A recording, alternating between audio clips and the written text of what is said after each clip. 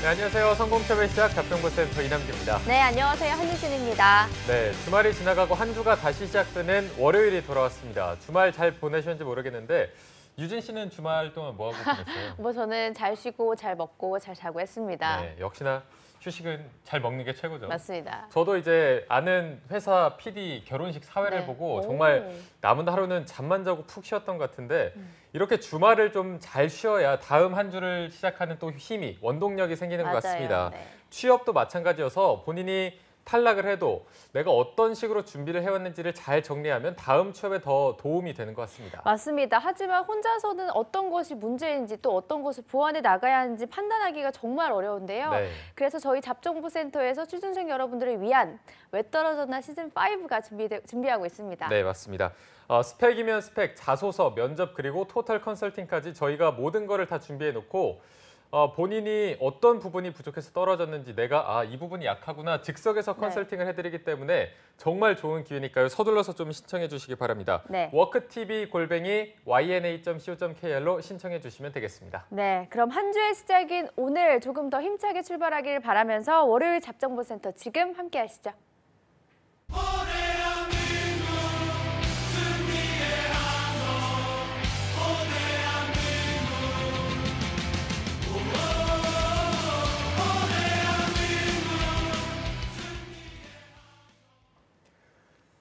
네, 하반기 공채가 서서히 마무리되어 가고 있지만 아직 끝날 때까지 끝난 게 아닙니다. 대한민국 모든 취준생들의 염원을 실현시키기 위해서 공채 합격을 위한 필수 가이드를 전해드리는 공채 승리를 위하여 시간입니다. 네, 이분과 함께라면 그 어떤 기업도 두렵지 않습니다. 건드리면 답이 나오는 취업 자판기라고도 불리죠. 네. 위포트의 홍기찬 컨설턴트와 함께하겠습니다. 안녕하세요. 네, 반갑습니다. 안녕하십니까. 취업 자판기 이거 좀 마음에 드시나요? 어떻습니까? 그러니까 학생들이 이제 궁금해하는 게 솔루션이니까 네. 저에겐 좋은 별명 같네요. 기찬 쌤은 예전부터 무슨 별명이나 이런 게 좀 있었나요? 그 저기 같은 컨설턴트들이 이제 강남역에서 면도기 들고 막 돌아다닌다고 막 놀림받고 그랬거든요. 면도기를 왜 들고? 면도할 시간이 없어서 이렇게 돌아다니면서 면도한다고. 길거리에서 면도를 하시나요? 추웠네. 그만큼 좀 일정이 저희 같은 사람들이 되게 타이트해요. 왜냐하면 네. 그 기간 동안 자소서 마감이라든가 인적성 시간이 겹치니까요. 지금도 조금 그렇게 바쁘게 보내계신가요? 면도를 저도 뒤에서 할 지금 정도로? 조금 이제 한가해졌거든요. 그러니까 제가 한가해졌다는 소리는 이제 시즌이 조금 마무리되고 있다. 그래서 우리도 지금 오늘도 이제 새로운 기업을 알아볼 텐데 공채가 이제 막 뜨는 기업들이 이제 좀 줄어들어요. 그래서 현실적으로 여러분들 내년 상반기에 대한 전략도 이제는 좀 같이 고려를 하셔야 될 시기입니다.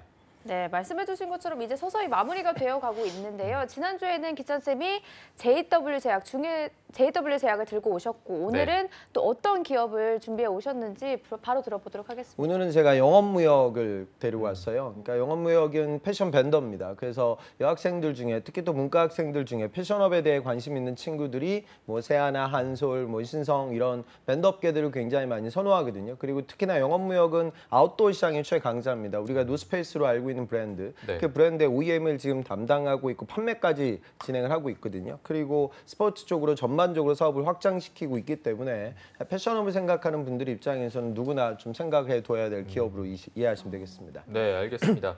현재 2018년 하반기 서류 전형이 진행 중인 영원무역에 대해서 알아보도록 하겠습니다.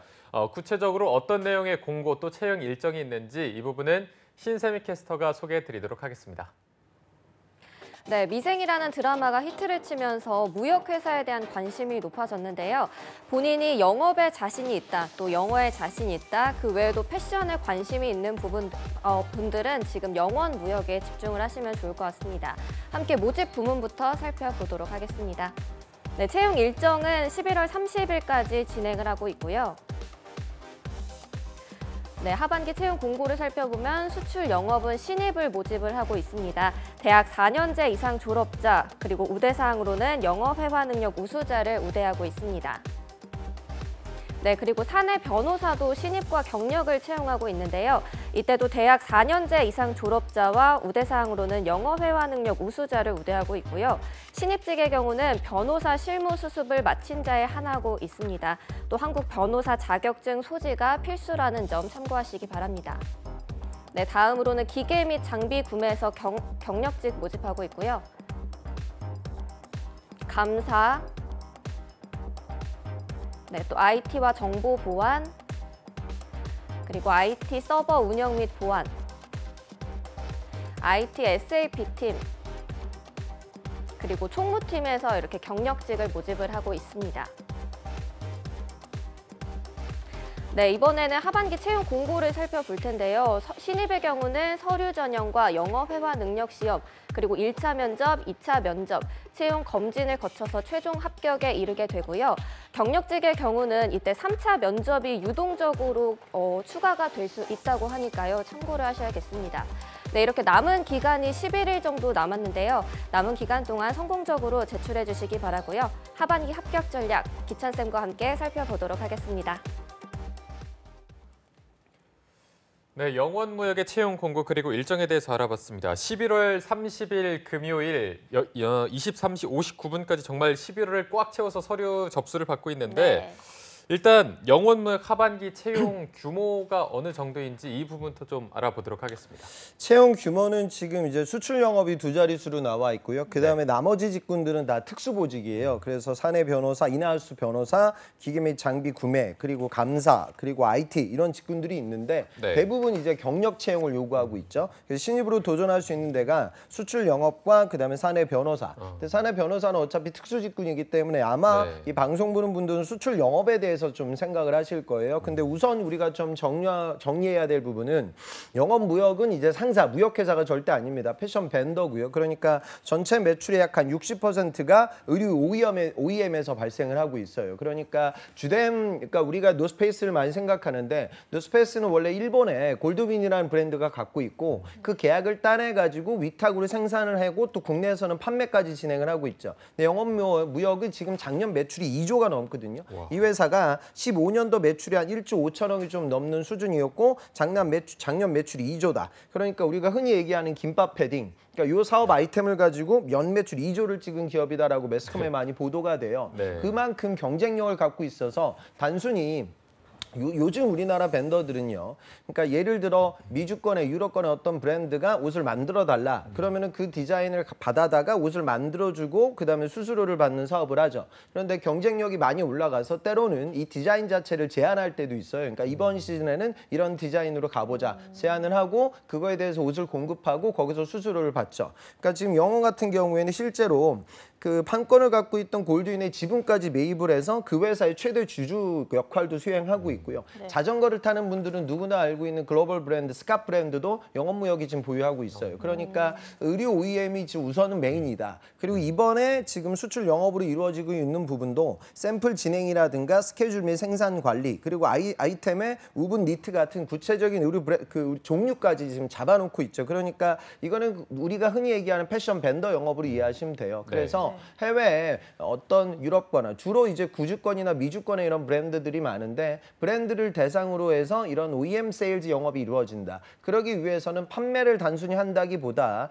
디자인을 받아다가 샘플 관련된 MD와 같이 협업도 같이 이루어질 거예요. 그래서 그 부분에 대한 업무를 수행하기 때문에 판매한다는 개념보다는 계약을 체결하게 되고 또 그런 계약이 체결이 되게 되면 그 브랜드 메이커가 요구하고 있는 요구사항들이 굉장히 많아요. 그러니까 예를 들어 어느 시기 패션업은 일정이 정말 중요합니다. 만약에 계절적 변수라든가 타이밍을 놓치게 되면 그 제품이 모두 다 이제 재고가 되니까 네. 일정 관리도 상당히 중요하고요. 그다음에 그 브랜드가 요구하고 있는 소재의 퀄리티 관리가 또 이루어져야 돼요. 그러기 위해서는 의류에 들어가고 있는 소재에 대한 이해 그리고 그거에 대한 품질 관리적인 요소들도 갖고 있죠. 근본 채용을 보면 사내 변호사 채용이 열린 이유도 제가 보건대 계약 관련된 부분에 있어서 리스크 요인들이 많아요. 이런 향후 리갈 리스크 요인을 사전에 안정적으로 계약서를 꼼꼼하게 체크할 수 있는 인력이 필요하고 그러다 보니까 인하우스 변호사도 같이 채용이 이루어진다. 그걸 좀 이해하고 좀 들어오셨으면 좋겠습니다. 네.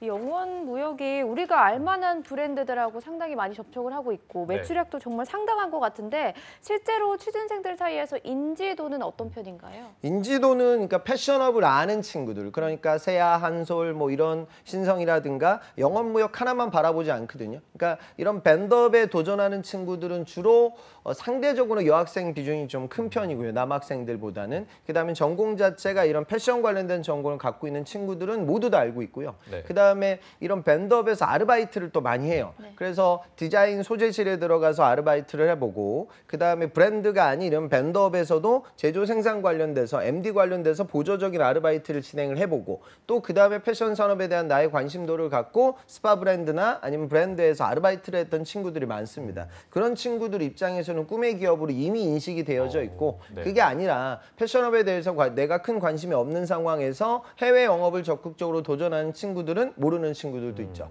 그렇게 딱 시장이 나뉘는 것 같습니다. 네, 알겠습니다. 오늘 영원무역 저희가 기존에 다뤘던 기업들과 조금은 다른 점이 있는 것 같아서 아까 신세임 캐스터가 짚어주시기도 했지만 영어 회화 시험이 또 따로 있는 것 같더라고요. 따로 이제 일반적인 기업들은 오픽이나 토스 같은 영어 어학 스피킹 등급, 이미 대한민국에 대중화되고 보편화된 스피킹 시험의 등급을 보고 그 인력의 영어 실력을 가늠하는데, 영어무역 같은 경우에는 그 여기 나와 있는 ESPT 시험을 따로 봐요. 그러니까 이 시험이 뭐냐면 아직 좀 모르는 친구들이 있을 텐데, 국가공인 영어 말하기 시험이고 첫 회 시험이 작년에 있었습니다. 그래서 생긴 지가 얼마 안 된 시험이에요. 네. 그런데 영어가 아까 제가 말씀드렸다시피 영업무역은 그 어학적인 실력, 대부분 아까 미주권, 구주권 거래선들과의 유기적인 커뮤니케이션이 상당히 중요하기에 어학 실력을 조금 많이 보는 편이거든요. 그러다 보니까 기존 등급보다는 아예 새로운 시도를 하고 있는 독특한 기업이다. 그래서 구직자들 입장에서는 또 이게 부담이 돼요. 왜냐하면 기존에는 다른 기업들 쓰기 위해서 토스나 오픽으로 준비를 하고 등급을 취득을 했는데 또 여기는 무언가 조금 다른 유형의 회화 시험이 이루어진다라는 부분 때문에 부담이 되기도 합니다. 네.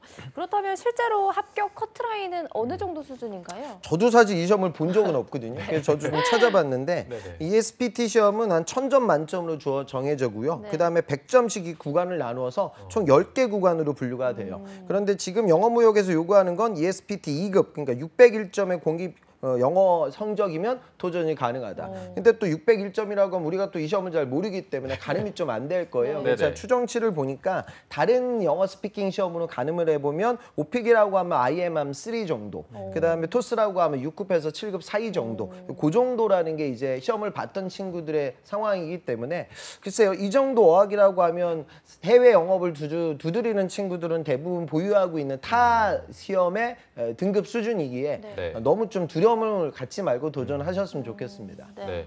아까 이제 신수배 캐스터가 소개할 때 미생 얘기를 잠깐 해서, 미생에서 보면은 정말 영어라든지 러시아어든지 굉장히 유창하게 해야 되는데 실제로 근무를 하면서 영어를 많이 쓰죠. 그러니까 여기는 그러니까 지금 우리나라 밴더들 대부분 그래요. 그러니까 갭도 그렇고 아베크롬비도 그렇고 알프로렌도 그렇고 이런 브랜드들이 옷을 만들지 않거든요. 디자인만 주로 하죠. 그럼 이제 우리나라에 있는 밴더들이 이 옷을 많이 공급을 하거든요. 네. 그러면 이제 디자이너들이 까다로운 요구사항들, 이 사람도 항상 나한테 뭐라고 하겠어요? 튼튼하게 빨리 잘 만들어 달라고 요구를 하고요. 네. 또 이걸 너무 많이 들어주게 되면 우리 회사의 수익률이 떨어질 거 아니에요. 그리고 또 이 요구사항을 모두 무시하게 되면 고객이 나를 버리겠죠. 그러니까 이런 클라이언트들과의 커뮤니케이션이 굉장히 빈번하게 이루어지기에 일반적인 해외 영업 수준의 어학이 필요하다고 생각을 좀 하셨으면 좋겠어요. 하지만 이게 대부분의 해외 영업을 하는 건 그렇습니다. 여러분들이 막 이 모든 커뮤니케이션을 다 전화로 하는 건 아니고요. 네. 기록이 남아야 되고, 들어가는 그 기록이 남아야 나중에 컴플레인이 가능해지고, 또 거기 들어가는 소재나 거기 들어가는 가격이나 이런 인포메이션들의 양이 많기 때문에, 물론 전화도 하지만 중요한 커뮤니케이션은 다 메일로 이루어진다. 그래서 뭐 완전히 원어민 수준의 어학 실력을 갖고 우리 밴더에 취업하는 친구들은 많지 않거든요. 네네. 그래서 일정 수준 이상만 되면 그 다음에 다른 걸 본다고 생각하셨으면 좋겠습니다. 알겠습니다. 그리고 또 여기 ESPT로 다시 좀 돌아와 보면 아까 토스 6급에서 7급 정도의 수준이라고 말씀을 해주셨는데, 뭐 이 수준을 받은 학생이라면 충분히 소화할 만한 시험인지 아니면 따로 준비를 해야 하는 건가요? 근데 글쎄요, 모르겠어요. 지금 물론 영어 시험들도 다 장르마다 약간의 차별성이 있는데, 사실 영어무역 하나만 두드리는 구직자가 대한민국에 없는 상황에서 네. 아직 보편화되어 있지 않은 이 시험에 초점을 맞춰서 공부하는 구직자는 거의 없을 것 같아요. 네. 그러니까 대부분의 경쟁자들도 동일한 다른 대한민국이 이미 대중화된 영어 시험 갖고 공부를 했던 친구들과 같은 경쟁을 하고 있기 때문에 너무 또 이 시험 하나를 파는 건 그러니까 지금 아마 시즌이 마무리 단계이기 때문에 정말 나에게 중요한 기업이라서 이 시험을 공부하는 건 맞지만 네. 현실적으로 이번에 채용은 신입과 경력이 동시에 이루어지고 있기 때문에 네. 확률이 좀 부족한 친구들이 이 시험까지 따로 공부하는 거를 저는 글쎄요 현실적으로 좀 권하지 않을 것 같습니다. 네, 알겠습니다.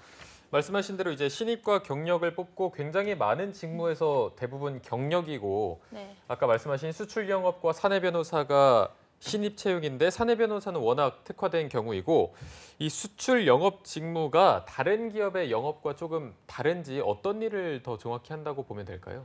그러니까 앞서 말씀드렸다시피 다른 제조업은요 이미 제품이 나와 있겠죠. 네. 그러니까 나와 있는 제품을 판매하는 거예요. 그러니까 우리가 영업을 할 때 물론 이거는 여러분들이 하는 영업이 아니라 일반 B2C 영업인데 자동차를 현장에서 파는 세일즈맨과 보험을 파는 세일즈맨이라고 하면 보험 판매가 훨씬 더 어렵다 이렇게 얘기를 해요. 영업하는 분들이. 왜 그러냐면 이거 눈에 보이지 않으니까. 그러니까 이 패션 밴더 영업도 마찬가지죠. 그러니까 만들어진 의류를 공급한다기보다 이 회사가 다음 시즌에 어떤 고객들을 대상으로 어떤 브랜드를 어느 정도 양 어느 정도 가격으로 판매를 할 거예요. 그러면 그거에 맞춰서 의류를 생산해 주고 그다음에 수수료를 챙기는 사업구조. 그러니까 클라이언트들의 요구사항이라는 게 어찌 보면은 좀 일반 의류업이지만 다분히 좀 산업재적인 성향을 많이 갖게 되고 계약 위주의 커뮤니케이션이 중요하고요. 그다음에 또 한 가지는 지금 내가 수출 영업을 한다 해서 여러분들이 직접 옷을 제조하는 건 아니에요. 지금 우리나라 의류 밴더들의 생산 라인이 중국에도 없고요. 여기도 이미 생산 단가가 많이 올라가서 영원 같은 경우도 방글라데시아, 베트남, 중국, 엘살바도르 이런 다양한 국가에서 생산이 이루어지죠. 네. 그러면 여기서 직접 구체적으로 옷을 만드는 또 우리 회사의 내부 임직원들이 있을 거예요. 그러니까 고객과의 소통은 물론이거니와 현재 일정이라든가 스케줄링이라는 게 굉장히 중요하다고. 여기 지금 스케줄 샘플 진행 같은 것들이 나와 있죠. 그러니까 첫 번째는 이런 해외 거래선에 복잡 다양한 기업 고객들을 응대할 수 있는 커뮤니케이션 능력, 그리고 생산을 직접적으로 담당하는 내부 구성원들과의 코업을 유기적으로 진행할 수 있는 능력, 그리고 의류 패턴, 의류 디자인, 그리고 뭐 일부 피팅 뭐 이런 것들이 좀 가능해지면 패션업의 특징에 맞게끔 업무를 수행할 수 있는 그 능력이 좋아질 거예요. 그래서 그리고 이 모든 글로벌이 이쪽은 이제 주로 미주권, 구주권이고 주로 이쪽은 뭐 아까 말씀드린 동남아라든가 이런 이머징 마켓의 국가들과의 소통이 이루어지기에 멀티플한 어학 실력도 필요하다. 네. 그래서 쌍방향 커뮤니케이션 실력, 그다음에 글로벌 커뮤니케이션 실력, B2B와 관련된 소통 능력, 그리고 패션업 본연에 대한 부가적인 나의 지식 이런 부분들이 좀 귀합되게 되면 전체적으로 취업이 좀 쉬워질 것 같고요. 네. 경력을 지금 많이 뽑는 이유가 우리나라 밴더들이요. 지금 영원 같은 밴더들, 우리나라 메이저 밴더들이 이 브랜드로부터 안을 계약을 따내가지고 옷을 공급하는데 현실적으로 이런 것들을 재차 하청을 줄 때가 많아요. 그럼 2차 밴더가 있고 3차 밴더들이 있거든요. 이런 하위권 밴더들에서 업무를 수행했던 분들이 지금 아마 영원의 경력직에 많이 도전을 할 겁니다. 네. 그래서 네. 그런 분들과의 경쟁도 좀 같이 이루어질 것 같기에 네. 이번에는 두 자릿수로 공고가 열렸지만 신입들에게 그다지 쉬운 문은 아닐 것 같다는 생각도 듭니다. 네. 정말 저도 들으면서 좀 힘들 것 같다라는 생각이 드는데요. 네. 아무래도 일반 영업보다는 수출 영업이 단순히 판매하는 것 외에도 많은 것들을 하는 것 같아요. 외국어 실력도 좋아야 되고 네. 패션 쪽에도 지식도 있어야 할 것 같아서 실제로 어떤 부분을 전공한 취준생들이 유리할까요? 주로 뭐 이제 패션 의류 쪽으로 그러니까 지금 의류 관련된 디자인 전공을 했던 친구들이 디자인으로 사회생활하는 친구들이 별로 없거든요. 그러니까 당연히 패션 전공을 했던 친구들과 그다음에 이제 여학생들 중에 이 패션업에 대한 관심을 갖고 있는 훌륭한 여대생도 아주 많거든요. 네. 그러니까 이 친구들의 원래 전공은 주로 경영이라든가 뭐 영문이라든가 중어라든가 이런 인문학도들이에요. 네. 그런데 이런 상경계 인문학도들 중에 패션업에 대해서 일찍이 꿈을 갖고 주로 이제 MD 관련돼서 어떤 나만의 이력을 만들었던 친구들, 그리고 또 이제 패션 관련돼서 관심을 갖고 대외 활동이라든가 인턴이라든가 앞서 제가 말씀드린 브랜드 메이커, 그다음 밴더들에서 아르바이트를 했던 친구들, 이런 친구들이 도전을 많이 하는 편입니다. 네. 이게 패션 무역 업계 특성상 여성 지원자들이 좀 많을 거라는 생각이 먼저 드는데 실제로도 좀 그런 편인가요? 그러니까 지원하는 학생들 자체가 여학생들 좀 많은 편이에요. 다른 직군들 대비. 네. 근데 영원 같은 경우에는 아까 제가 놀스페이스 얘기를 했지만 아웃도어 브랜드가 이 회사의 아주 큰 강점이거든요. 그러다 보면 또 남학생들에게도 좀 좋은 기회가 있지 않을까. 저는 그래서 동일하게 도전하셨으면 좋겠습니다. 네. 네. 그러면 이공계열 지원자들도 어필할 수 있는 점이 있을까요? 이공계 친구들은 이번에 사실 도전할 만한 친구들은 많지 않을 거예요. 그래서 내 전공 이공계인데 의류나 패션 쪽으로 특수한 경험을 했던 친구들. 근데 한 가지 좀 눈여겨볼 이번 직군을 보면 IT 직군에 셉팀이 있어요. 근데 여기는 경력직이 관련 경력 2년 이상이라서 상대적으로 좀 적은 편이거든요. 네. 그래서 이런 ERP 시스템, 특히나 셉에 대해서 내가 프로젝트라든가 이런 DB 관리나 시스템 관리 이력을 갖고 있는 올드 루키들 네. 그런 친구들은 또 여기 도전 좀 가능하지 않을까. 그래서 이공계도 입장에서는 메인 기업으로 보지 마시고요. 오늘 제가 영어를 소개한 이유는 이 신입 채용 이번에 많지 않아요. 그래서 그래도 여러분도 도전하죠. 그런데 이 방송을 듣고 이제 밴드업이라는 게 이런 거구나라는 걸 좀 느낀 친구들, 그 친구들은 또 다음 시즌을 뛸 때도 다양한 패션 밴드업에 함께 도전할 것 같습니다. 네. 네. 또 사대 변호사 업무도 신입 부분을 모집하고 있어서 좀 살펴보면 네. 일반적인 변호사 업무와 같은지 아니면 좀 특별한 점이 있나요? 그러니까 지금 주로 법무팀에서 메인으로 하는 게 계약서 검토인데 지금 영업무역의 비즈니스 플랜을 아까 제가 말씀드렸잖아요. 그죠? 그러니까 이런 플로우를 보면 결과론적으로 대부분의 계약서는 영어로 체결이 될 거예요. 그러니까 리갈 텀에 들어가는 전치사 하나 잘못 해석하면 몇 천억이 왔다 갔다 할 수 있는 게 이 바닥이기 때문에 저는 이제 인하우스 변호사로 들어오는 분들 중에서도 그러니까 지금 로스쿨 졸업하고 메이저 그 로펌, 우리가 뭐 4대 로펌이라고 하는데 거기 들어가는 친구들 중에 스카이 대학을 제외한 친구들은 거의 없는 지금 실정이에요. 그래서 변호사들도 사실 요즘 취업이 어렵습니다. 네. 어학 관련된 부분이 중요해요. 그러니까 내가 출신 로스쿨이 조금 학교 레벨이 조금 낮다 하더라도 여기는 그것보다는 좀 영어 실력을 좀 많이 갖고 있는 그분들을 뽑는 변호사 직군 채용이다라고 네. 생각하시는 게 좋을 것 같습니다. 네. 네, 일단 뭐 사내 변호사도 어학 성적이, 어학 능력이 굉장히 중요한 것 같습니다. 자, 일단 채용 전형에 대해서는 여기서 좀 마무리를 해보고요. 이어서 자소서 합격 전략도 살펴볼 텐데 일단 4,000바이트면 한 2,000자 정도 되는 거죠? 그죠? 약 그 정도 되죠. 이게 보니까 6문항에 2,000자니까 총 다 하면 12,000자 정도가 될 텐데 이거 너무 많지 않나 싶어서 좀 학생들이 쓰면서 어려워하거나 힘들어하지 않나요? 많이 힘들어요. 제가 그 영어무역 보니까 이게 언제부터 이래 13년도 때도 제가 학생한테 메일을 받았는데 선생님 이게 지금 2,000자로 6항목인데 이걸 써야 되나요 말아야 되나요 뭐 이런 소리 제가 제가 메일 정리하다가 검색하다가 찾아봤는데 예전부터 좀 이랬어요. 그래서 양이 좀 많은 편이죠. 근데 양이 네. 많다는 것도 어찌 보면은 여러분들의 이력을 쭉 좀 협소하게 정리할 것이 아니라 디테일하게. 그러니까 많이 쓴다라고 생각하지 마세요. 그러니까 많이 쓴다라는 생각을 하니까 쓰기 어려워지는 거예요. 네. 자세하게 쓰는 거예요. 그래서 여러분들 과거 이력을 좀 디테일하게 들어가서 접근을 해야 요 정도 양 커버가 가능할 것 같습니다. 네. 뭐 짧아도 문제인 것 같고 길어도 문제인 것 같은데 네. 아무래도 기사 선생님이 말씀해 주셨던 것처럼 디테일하게 들어가다 보면 어느 순간 2,000자가 써 있지 않을까 하는 생각이 듭니다. 먼저 지원 동기부터 살펴보면 지원자는 어떤 식으로 자세하게 들어가는 게 좋을까요? 그러니까 이 영화의 자소서는 첫 번째 항목이 지원 동기죠. 그러니까 지원 동기는 우리가 뭐 늘상 쓰는 항목이고요. 네. 그러니까 양은 많지만 지금 나와 있는 타이틀은 아주 일반적이에요. 그러니까 1번이 지원 동기고 2번이 성장 배경, 그다음에 3번이 성격의 장점과 단점, 그다음에 4번이 활동 사항, 그다음에 5번이 지원 분야의 강점, 6번 입사업 포부. 그러니까 1번과 5번이 뭐 직무 관련된 이야기를 들어갈 거고 나머지 부분들은 이제 인성적 이야기 위주로 좀 접근이 이루어진다. 그러니까 기존에 영어를 썼던 분들 중에는 이미 이번 하반기 다른 패션이라든가 패션 브랜드보다는 밴더 쪽으로 도전했던 친구들이 있을 거예요. 그럼 그 친구들에 들어갔던 접근법에 크게 달라짐은 없다. 그런데 영원히 갖고 있는 특수성이 아까 제가 말씀드린 아웃도어류에 대한 강점과 그 다음에 OEM 시장을 뛰어넘어 지금 뭐 자전거 브랜드도 인수를 했듯이 자체 브랜드를 강화시키고 종합 아웃도어 브랜드로 거듭나겠다는 그런 그 비전을 갖고 있어요. 그래서 이런 부분들에 대한 부분이 기존 패션, 밴드업 들어가는 자소서와 별도로 좀 추가돼야 할 것 같다. 이렇게 생각하시면 될 것 같습니다. 네, 알겠습니다. 자, 그리고 이어서 두 번째 항목이 성장 배경인데 성장 배경을 2,000자는 쓰라고 하니까 거의 뭐 본인의 일대기를 쓰는 분들도 있을 것 같아서 뭐 저희가 잡정보센터 항상 강사님들께서 나오셔서 말씀하시지만 어릴 때보다는 최근에 가장 뭐 대학생이라든지 취업 직전에 가까운 시점에서 직무랑 관련된 걸 쓰는 게 좋다고 했는데 1번, 5번이 이미 직무를 묻고 있기 때문에 기찬쌤께서는 보통 2번을 좀 어떤 식으로 쓰라고 팁을 주시나요? 그러니까 성장 과정은 저는 항상 이렇게 쓰라고 해요. 직무와 직접적인 거 말고 직무와 간접적으로 관련이 있는 나의 인성적인 자질, 그 자질을 보여줄 수 있는 과거의 한 에피소드.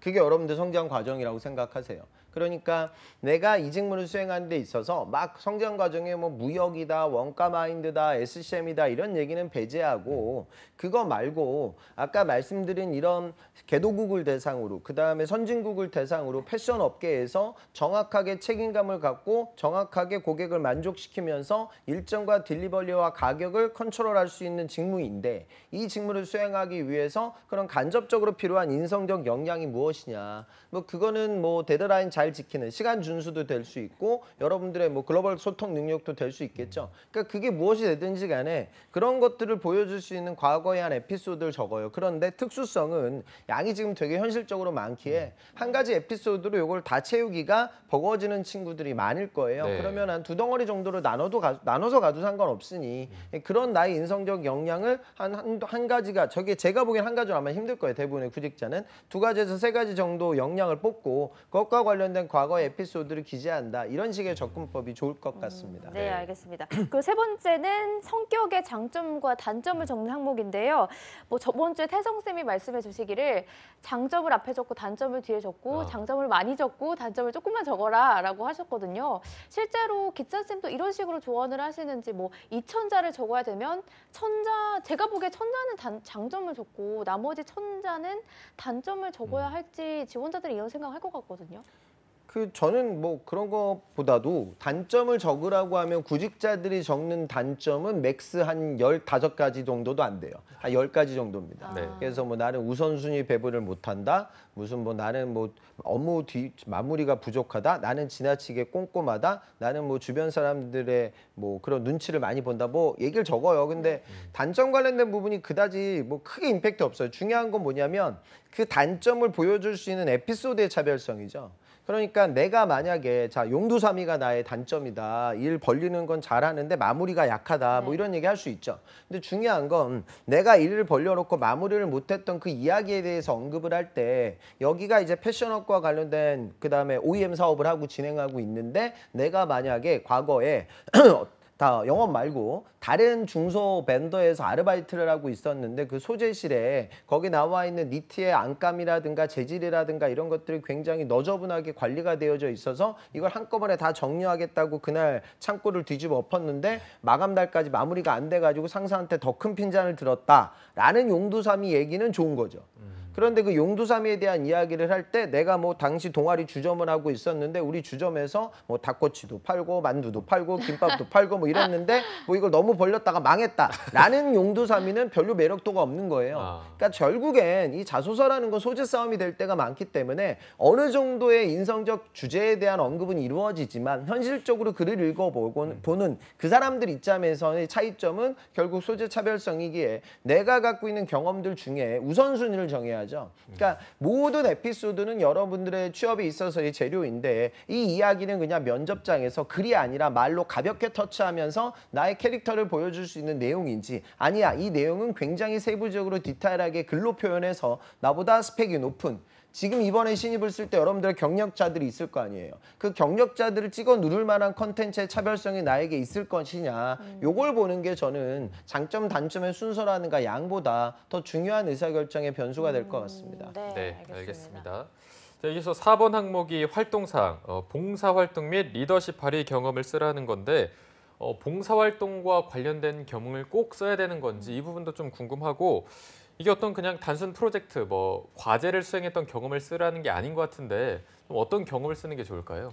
그러니까 여기 봉사활동이 이렇게 앞에 나와 있으면 또 대부분의 구직자들은 봉사활동에 초점을 맞출 거예요. 그래서 물론 여러분들 봉사활동 중에 차별화될 만한 이야기가 있으면 적되 부득불 나의 6가지 주요 에피소드를 적어야 되는데 그 봉사활동이 그냥 뭐 대학교 때 선배한테 끌려가가지고 농아를 일주일 정도 갔다 온 이야기를 반드시 여기에 적어야 되냐 절대 아니라고 저는 생각을 하거든요. 그러니까 물론 봉사활동들 중에 여러분들 봉사단체와의 사전 업무 조율이라든가 봉사활동 기획하고 운영하기 위해서는 예산 관리도 필요하고 일정 관리도 필요하고 업무 분담도 필요하고 뭐 이런 것들. 그러니까 이런 프로모션들까지 내가 세부적인 것들을 다뤘던 경험이 있다라고 하면 정력을 기재하는데 단순하게 참여했던 수준으로만 지금 자소서의 아까 말씀드렸다시피 2,000자의 항목을 기재하는 건 저는 반대고요. 네. 그다음에 리더십 발휘 경험이라고 하면 뭐 장교했던 친구들은 장교 이력도 적을 수가 있고요. 한 가지 요걸 좀 우리가 가늠하자고요. 그러니까 밴드업은요. 아시는 분은 아시겠지만 근무 강도가 좀 센 편입니다. 이게 왜 그러냐면 아까 말했던 업무의 그 범주가 그 어떤 직군들보다 넓어요. 그러니까 고객들한테 이거 물건 공급하고 끝나는 것이 아니라 공급이 이루어지는 그 수많은 과정들 속에서 나한테 우리 시쳇말로 잔소리를 하겠죠. 어떻게 만들어달라, 디자인 어떻게 뽑아달라. 그다음에 공급이 이루어진 다음에 끝나는 게 아니에요. 그러면 이번 가을 시즌은 이걸로 갔으니까 그러면 윈터 시즌 어떻게 갈 거냐. 그다음에 이거 간 다음에 만약에 불량이 났다. 그럼 그거에 대한 컴플레인 대응도 해야 되는. 그러니까 어떤 직군들보다의 업무 범주가 넓기에 현실적으로 다른 해외 영업 직군 대비 근무 강도가 조금은 센 편이다. 그걸 알고 이제 여러분들 도전하니까 그리고 이 사람들도 그걸 아니까 과거에 여러분들의 이런 내구성, 적응력 그런 것들을 내가 힘든 상황에서 끝까지 끌어갔던 경험 이 부분에 대한 접근이 좀 이루어지면 더 좋을 것 같습니다. 네, 알겠습니다. 이번에는 5번째 항목인데요. 지원 분야의 강점을 묻고 있습니다. 아까 기찬쌤이 직무와 관련된 항목이라고 해주셔서 조금 더 중요성이 높아지지 않았나 싶은데 2,000자를 어떤 식으로 구성해 나가면 좋을까요? 그러니까 지금 쪼개셔야 될 것 같아요. 그러니까 저는 세그멘테이션이 중요하다고 생각하는데 해외 영업을 한다라고 이제 그걸로 고리를 걸지 말자고요. 여기는 뭐라고 했어요? OEM, 패션, 그다음에 영어의 특수성.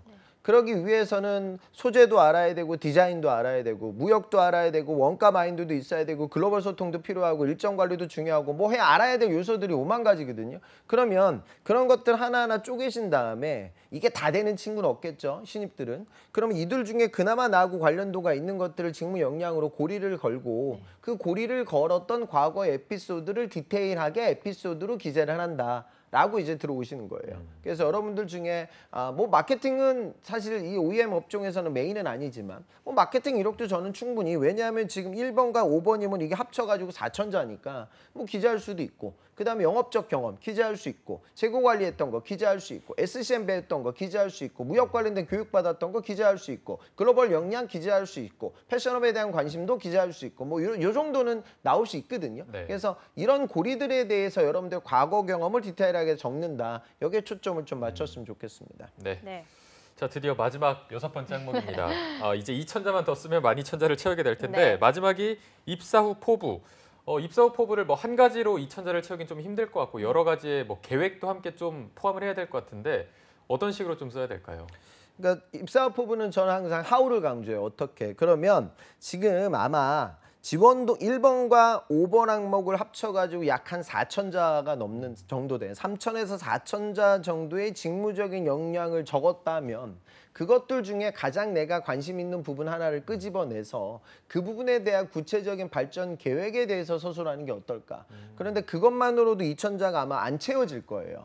그래서 여기는 현실적으로 기업 이야기를 어느 정도는 기재를 해야 될 수밖에 없을 거예요. 다른 벤더들 대비 영원히 갖고 있는 특수성이 분명히 있습니다. 그 부분에 대한 나의 관심도. 그러니까 내가 이 패션, OEM, 해외 영업을 진행하기 위해서 이런 경험을 쌓았어. 그러면 갖고 있는 경험을 활용해서 뭐 한세도 갈 수 있고 신성도 갈 수 있고 영원도 갈 수 있는데 내가 왜 영원을 가야 하고 그 영원에 대한 비전과 그 영원의 비즈니스 모델을 강화시킬 수 있는 나의 구체적인 계획을 기재한다. 이런 식으로 접근하면 기업 이야기가 좀 들어와요. 그러면은 여러분들 이 현실적으로 2,000자를 채우기 힘들기 때문에 약간은 좀 그런 기업도 그냥 뉴스에서 쉽게 찾아지는 거 말고 다른 친구들이 적지 못할 만한 소재 차별성에 주안점을 주고 기업 비전의 이야기를 기재하시고요. 현실적으로. 그다음에 여러분들 이야기를 적는다. 저는 웬간하면은 기업 이야기를 거의 적지 말라고 하는 수준의 컨설턴트인데 여기 양이 많기 때문에 아마 불가능할 거예요. 그래서 같이 가셨으면 좋겠습니다. 네, 알겠습니다. 네, 알겠습니다. 이렇게 서류 조작이 힘들게 끝나고 나면 영어 회화 시험을 치르게 되고 이제 1차 실무 면접이 들어가고 2차는 임원 면접, 또 3차 필요할 시에는 임원 면접이 또 진행된다고 네. 합니다. 면접도 정말 만만치 않을 것 같은데 어떤 식으로 준비를 해야 할까요?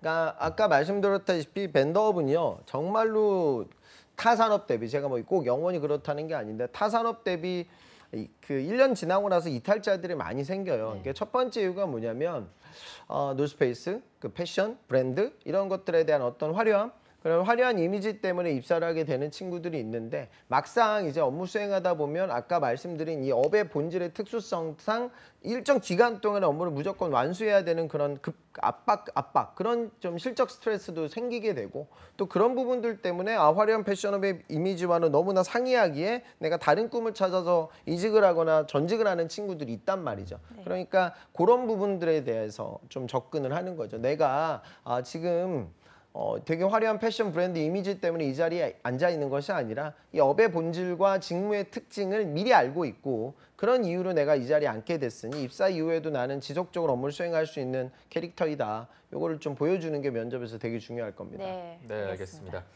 자, 오늘 영원무역의 채용에 대해서 알아봤는데 쉽지 않은 기업인 것 같습니다. 그래도 그만큼 들어가는 보람, 또 일하는 보람이 느껴지는 기업일 것 같은데 네. 마지막으로 취준생들에게 신의 한 수가 있다면 또 어떤 게 있을까요?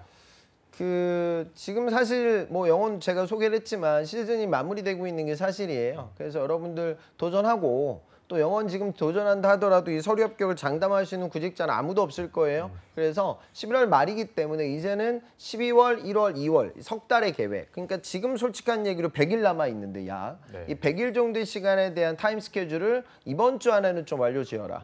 그래야 이제 바로 다음 시즌에 대응할 수 있는 여러분들의 매뉴얼이 완성될 겁니다. 네, 알겠습니다. 오늘 영원무역의 합격 전략을 짚어봤습니다. 지금까지 함께해 주신 위포트의 홍기찬 컨설턴트님 고맙습니다. 고맙습니다. 감사합니다.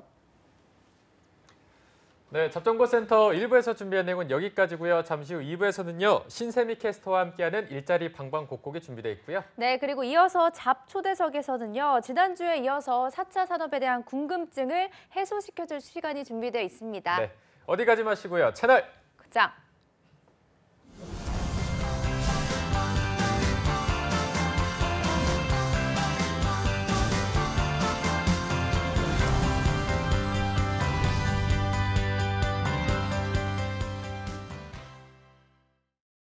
달라졌어요. 뭐가요? 내 삶이. 왜죠? 노동시간 단축으로 항상 제 시간에 끝나니까 이젠 직접 아이를 데리러 갈 수 있어. 좋아요. 자기 개발을 위한 나만의 시간이 생겨 좋아요. 종일 운전할 때보다 사고 걱정 없어 좋아요.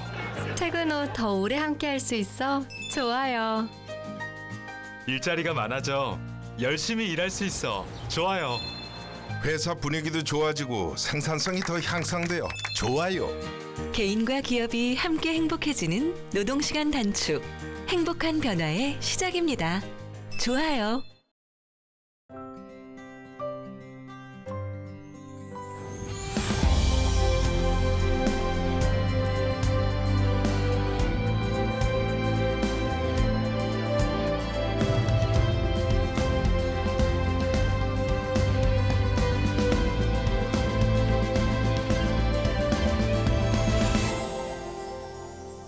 아이라는 이름의 미래, 아동수당이 함께합니다. 아동수당 지금 신청하세요. 보건복지부.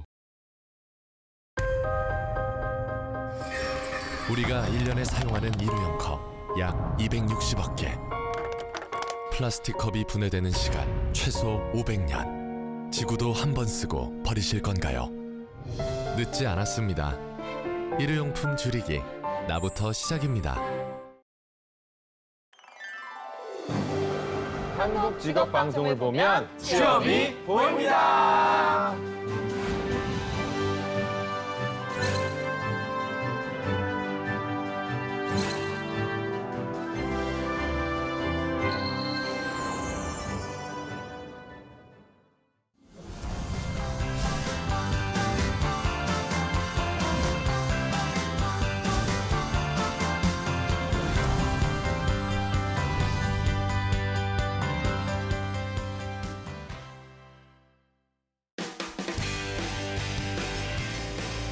네, 성공첩의 시작 잡정보센터 2부의 문을 또 활짝 열어봤습니다. 저희가 2부에서는요. 전국 각지의 생생한 채용 소식을 발빠르게 만나보는 일자리 방방곡곡이 준비되어 있고요. 네, 그리고 특별 코너 잡 초대석에서는요. 지난주 이 시간에 이어서 주식회사 에스온씨 이재한 대표님과 함께 4차 산업의 두 번째 이야기도 함께 나눠보도록 하겠습니다. 먼저 일자리 방방곡곡부터 함께 만나보시죠.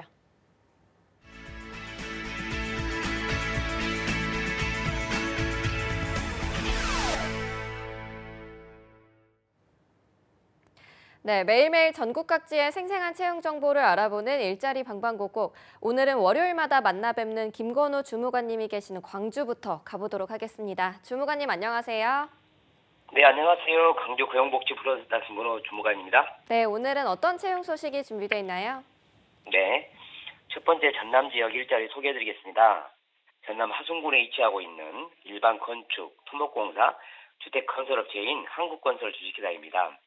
광주 돈린동 아파트 건설 현장 공사, 공무, 기전, 토목, 안전을 담당할 신입 및 경력직 직원 10명 채용할 계획입니다. 지원 자격은 2년제 대학 졸업과 경력은 무관하나 경력직 지원자는 4년 이상 경력이 있어야 합니다. 건축기사나 전기기사 자격증 소지자 우대한다고 합니다. 급여는 신입 기준 3,700만 원 시행하고 접수 마감은 12월 말일까지입니다. 관련 자격증 소지자 분들은 서둘러 접수하시기 바랍니다. 접수 방법은 이력서, 경력 증명서 등을 준비하셔서 이메일로 접수하시면 됩니다. 네, 건축 현장 담당 직원을 총 10명 채용하고 있습니다. 관심 있는 구직자 여러분들은 12월 말까지 채용을 받고 있으니까요. 빠르게 지원하시기 바랍니다. 주무관님 바로 다음 소식도 알려주시죠. 네, 두 번째 소식은 취업특강 소식 준비했습니다. 광주 고용복지 플러스센터에서는 지역 구직자들의 취업을 위해 취업 성공에 필요한 노하우를 알기 쉽게 알려주는 취업특강 프로그램을 제공합니다. 12월 일정 알려드리겠습니다. 12월 10일 산업안전보건교육 및 일자리를 위한 나만의 전략, 12월 17일 창업준비 및 알기 쉬운 금융주식 등 각각 운영할 계획입니다. 프로그램은 오후 1시 30분부터 5시 30분까지 광주 고용센터 9층 취업특강실에서 진행됩니다. 참여를 희망하는 구직자분들은 일정을 참고하셔서 미리 워크넷을 통해 신청하거나 고용센터를 직접 방문하여 접수하셔야 합니다. 프로그램에 관련한 궁금한 사항은 국번 없이 1350번으로 연락하시면 됩니다. 네, 취준생 여러분들을 위한 취업 프로그램이 준비되어 있다고 합니다. 취준생 여러분들의 많은 관심과 참여 바라겠습니다. 주무관님 바로 주무관님 오늘 소식 고맙습니다. 네, 고맙습니다. 네, 다음으로 경기도로 연결해 보겠습니다. 성남고용센터의 이은경 주무관님 안녕하세요. 네, 안녕하세요. 성남고용복지플러스센터 이은경 주무관입니다. 네, 오늘은 어떤 일자리 소식이 준비되어 있나요? 네, 오늘 준비한 성남 지역 일자리 정보 소개해드리겠습니다. 먼저 소개해드릴 기업은 주식회사 길무역입니다. 주식회사 길무역은 해외 명품 도자기를 백화점, 대리점 대상으로 수입해서 판매하는 기업이고요. 성남시 수정구 복정동에 위치하고 있습니다. 이번에 모집하는 분야는 백화점 영업직원 1명을 모집합니다. 백화점 영업 기획, 판매 관리, 매출 및 재고 관리, 행사 지원 등을 담당하게 되고요. 경력은 무관한데 경력이 있는 경우는 2년 이상 경력이 있으셔야 경력자로서 인정이 됩니다. 주 5일 근무고요. 급여는 신입의 경우에는 연봉 2,600만 원 이상이고요. 2년 이상 경력자는 면접 후에 결정이 됩니다. 행사 등으로 인해서 주말 등에 추가 근무를 하시게 될 경우에는 수당이 별도로 지급이 됩니다. 모집 기간은 채용 시까지고요. 지원을 희망하시는 분들은 이력서와 자기소개서를 담당자 이메일로 접수하시면 됩니다. 네, 백화점 영업직원 1명을 모집하고 있습니다. 채용 시 마감되는 구직건이니까요. 구직자 여러분들은 빠르게 지원하시기 바랍니다. 주무관님 바로 다음 소식도 알려주시죠. 네, 두 번째로 소개해드릴 기업은 주식회사 대연공조라는 기업입니다. 주식회사 대연공조는 전자제품을 판매하는 기업이고요. 성남시 수정구 수진동에 위치하고 있습니다. 이번에 모집하는 분야는 온라인몰 운영관리를 담당할 신입 직원 5명을 모집하고 있습니다. 홈쇼핑 운영 관리, 기획전 등 마케팅, 매출 관리를 또 담당하게 됩니다. 지원 자격은 학력 무관하고요. 컴퓨터는 워드와 엑셀 사용이 가능하시면 지원이 가능합니다. 근무 조건은 주 5일 근무고요. 연봉은 2천만 원 이상 최대 3천만 원까지 면접 후에 결정이 됩니다. 모집 기간은 11월 30일까지고요. 지원을 희망하시는 분들은 이력서와 자기소개서를 담당자 이메일로 접수하시면 됩니다. 네, 신입 직원 5명을 채용하고 있는 구인건입니다. 관심 있는 취준생 여러분들은 학력이 무관하기 때문에 많은 지원 바라겠습니다. 주무관님 오늘 소식 고맙습니다. 네, 고맙습니다. 네, 지금까지 일자리 방방곡곡 전라도와 경기도의 채용 정보 알아봤습니다.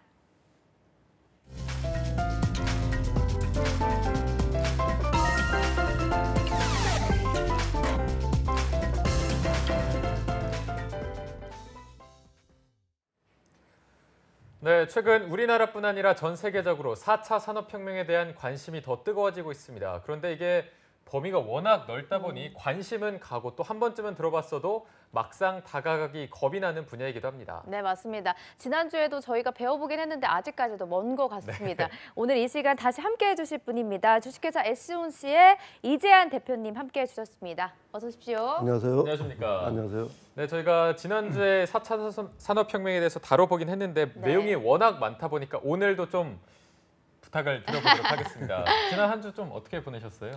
놀고 노셨나요? 예, 그리고 일하고 네. 일하고 재밌게 지냈습니다. 주변에서 네. TV 나오신 거 좀 반응이 있었나요? 보신 분들이 있는지 실제로? 그건 뭐 많은 말씀이 있었는데 네. 그래 넘어가겠습니다. 아, 거기까지만 하겠습니다. 네, 오늘도 또 보시고 다음번에 말씀해 주시면 그때는 좋은 말씀을 듣지 않을까 이런 생각이 조금 긴장이 풀리실 것 같은데요. 네. 먼저 좀 지난주에 4차 산업혁명에서 스마트 팩토리에 대해서 얘기를 해주시면서 직무 변화에 대한 얘기를 해주셨거든요. 네. 사실 스마트 팩토리로 전환한 기업의 경우에는 인재 채용이 필요할 것 같은데 실제로 기업에서 채용 사례가 있는지가 궁금하거든요. 네, 현대자동차 그리고 자동차 메이커들이 스마트 팩토리 관련 채용을 많이 하고 있습니다. 네. 현대자동차 같은 경우는 자율주행차에 10개 정도의 센서가 달리거든요. 네. 그게 바로 4차 산업의 어떤 핵심 기술이 되겠습니다. 네. 관련 분야에 인원을 많이 모집을 하고 있고요. 생산 부문에 한 3명 정도, 관리 부문에 한 6명 정도 채용을 한 사례가 있습니다. 네. 현대자동차가 이제 센서 한 10개 이상이 부착되고 이런 보안이 필요하기 때문에 한다고 하셨는데 네네. 대기업 말고 좀 중소기업의 채용 사례도 있는지 궁금하거든요. 네, 소개해드리면은 네. ELCE라는 그 군포에 소재한 회사가 있습니다. 자동차 부품 관련 업체입니다. 네. 이 업체는 경력 연수에 무관하게 채용을 하고 있고 모집 분야는 스마트 팩토리를 구축하고 스마트 팩토리를 관리하는 분야가 되겠습니다. 네. 여기에 뭐 MES 구축 뭐 이런 것도 있는데 MES 분야가 좀 어떤 건가요? 스마트 팩토리의 핵심 기술이라고 보면 되겠습니다. 이게 좀 어떤 식으로 운영이 되는 건지. 네네. 앞서 말씀드린 것처럼 통신에 의해서 실시간으로 데이터를 주고받는 생산 제조 시스템이 되겠습니다. 네. 그리고 또 다른 사례를 좀 말씀드리면은 네네. 서울 검천구에 위치한 건솔루션이 있습니다. 네. 이 기업은 스마트 공장 시스템 프로젝트 매니저를 모집하고 있습니다. 그 특이한 것은 학력 무관입니다. 그 성별 무관이고요. 네. 다음은 경기도 평택에 소재한 영신금속공업이라는 회사가 있습니다. 네. 이 회사는 생산 기술, 공정 개선 분야에 스마트 팩토리 구축 업무 담당자를 채용 중에 있습니다. 스마트 팩토리는 기업의 제조 능력을 높이고 품질 향상을 획기적으로 높입니다. 네. 이런 매출 증대와 비용 감소의 중요성을 감안해서 스마트 팩토리를 구축할 수 있는 인원을 채용을 하고 있고 네. 그다음에 구축이 된 스마트 팩토리 관리 인원을 채용하려고 하고 있습니다. 그리고 이것은 점점 채용이 확대될 것으로 보여집니다. 네. 그리고 스마트 팩토리가 기존 직무를 대체할 것으로 예상됩니다. 네, 어쨌든 점차 확대될 것이고 기존의 직무를 대체할 것이다 이렇게 말씀해 네네. 주셨습니다. 그리고 지난 시간에 대표팀이 4차 산업혁명을 좀 한마디로 정리를 해주셨습니다. 실시간과 융합이다 이렇게 정리를 해주셨는데 저희가 조금 더 알기 쉽게 좀 3차 산업과 비교를 해서 말씀해 주시면 더 이해가 잘 갈 것 같아서 네네. 좀 그렇게 설명해 주실까요? 3차 산업은 핵심적인 어떤 업무의 진행 방식이 정보통신기술, 인터넷에 의해서 자료를 주고받는데 네. 대량 생산하고 디지털 산업이 3차 산업이 되겠습니다. 네. 그 3차 산업은 인터넷으로 데이터를 주고받는데 특징이 자료를 배치 타입으로 주고받는 그런 작업이 진행됩니다. 아, 실시간보다는 좀 배치 타입으로 네네네. 진행된다는 거죠? 배치 타입은 어떤 거냐면은 기간을 정해서 그 기간 내에 데이터를 다 모아서 데이터를 처리하는 방식입니다. 네. 예를 들면은 커피숍을 오픈한 아침 시간부터 그리고 끝나는 시간, 클로징되는 시간까지의 고객 수를 다 합쳐가지고 자료를 분석하는 방식이 3차 산업 방식의 배치 타입이 되겠습니다. 네. 4차 산업에서는 실시간으로 커피숍을 열고 닫는 것이 아니고 그 실시간으로 데이터를 가지고 손님의 수를 현황으로 보여주는 그런 상황이 되겠습니다. 그러면 그런 실시간을 운영을 하는 사장님이나 네. 관련자들이 전달받는 거죠. 이 배치 타입이 적용되면은 실제로 가게를 운영하는 데 있어서도 정말 많은 도움이 될 것 같다라는 현황을 생각이 바로 알게 네, 되니까. 바로 알게 네네. 되는 도움이 될 것 같은데 한 가지 더 예를 들어 주실까요? 네. 예를 들어서 만약에 미팅을 하는 경우 있잖아요. 미팅을 하게 되면은 일상적으로는 시간을 정하고 언제 만나자 그리고 장소를 정하게 됩니다. 네. 그리고 모이죠. 이건 3차 산업 방식의 직무 스타일의 회의 방식입니다. 근데 4차 산업에서는 바로 문제를 논의할 수 있는 어떤 문제점이 드러나면은 그 문제를 가지고 통신회에서 바로 어떤 자료를 주고받으면서 회의를 진행하는 방식이 되겠습니다. 네. 이렇게 직무 스타일이 실시간으로 진행되는 것은 전부 4차 산업의 테두리 안에 있다고 보는 것이 이해에 도움이 될 것 같습니다. 네, 알겠습니다. 그런데 이게 3차 산업과 4차 산업을 뭔가 이렇게 딱 잘라서 그럼 구분을 지을 수 있는 건가요? 구분이 됩니다. 예를 들어서 자료를 실시간으로 주고받는 경우는 4차 산업이고요.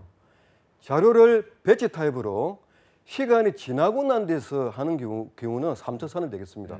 예를 들면은 생방송이 주어지는 것은 바로 이거는 실시간이 이루어지잖아요. 네네. 이것은 4차 산업에 해당된다고 봐야 됩니다.